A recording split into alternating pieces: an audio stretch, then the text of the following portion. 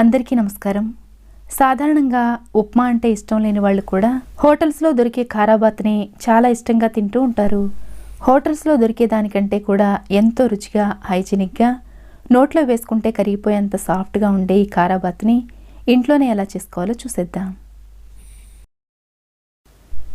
దీనికోసం కొలతకి ఇలా ఏదైనా చిన్న గిన్నె తీసుకొని ఈ గిన్నెతో 5 గిన్నెల నీళ్ళను కొలిచి ఇలా స్టవ్ మీద పెట్టి నెమ్మదిగా మరిగించుకోవాలి.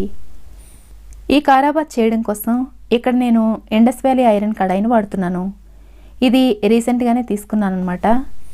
ఇది కొన్నప్పుడు సీజనింగ్ చేసి వస్తుంది కాబట్టి మనం చేత్తో ముట్టుకుంటే నల్లగా అంటుకుంటూ ఉంటుంది. అదంతా పోయేలా సబ్బుతో ఒకసారి కడిగి ఇలా స్టవ్ మీద పెట్టి ఆరనివ్వాలి. ఇప్పుడు ఇందులో 2 స్పూన్ల నెయ్యి వేసుకుని గుప్పెడు జీడిపప్పు పలుకులు కూడా వేసి మంట లో ఫ్లేమ్లో ఉంచి కలుపుతూ వేయించుకోవాలి.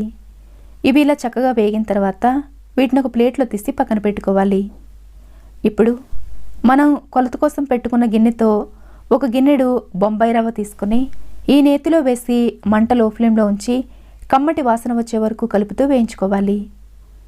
ఇది ఇలా వేగిన తర్వాత దీన్ని ఒక గిన్నెలో తీసి పక్కన పెట్టుకోవాలి.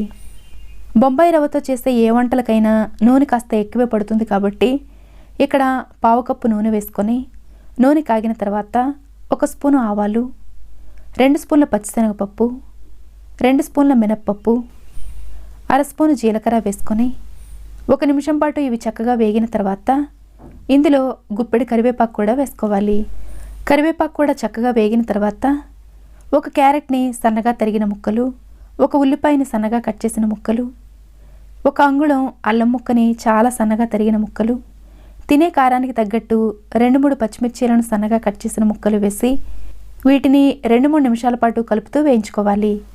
వీటిలో కొంచెం పచ్చిదనం పోయిన తర్వాత 2 బాగా పండిన టమాటాలని చాలా సన్నగా కట్ చేసిన ముక్కలు వేసుకొని రుచికి సరిపడా ఉప్పు కూడా వేసి 1/2 స్పూను పసుపు కూడా వేసుకోవాలి. పసుపు మనకి కావాల్సిన రంగుకి తగ్గట్టు ఎక్కువ తక్కువ అడ్జస్ట్ చేసుకోవచ్చు.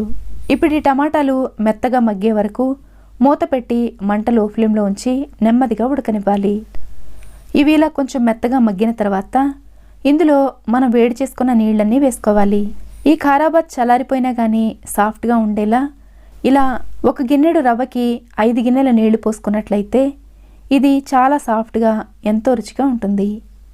ఇప్పుడు ఇందులో గుప్పెడు కొత్తిమీర కూడా వేసుకొని ఇదంతా బాగా కలిపి టేస్ట్ చెక్ చేసుకుని ఇదే స్టేజ్లో ఉప్పు లాంటివి అడ్జస్ట్ చేసుకోవాలి.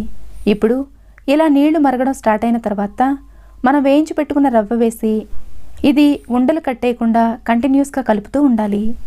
ఇలా అంతా కలిపేసరికి కలర్ కొంచెం లైట్గా ఉన్నట్లు అనిపిస్తే కావాలంటే కొంచెం పసుపు వేసి కలుపుకోవచ్చు.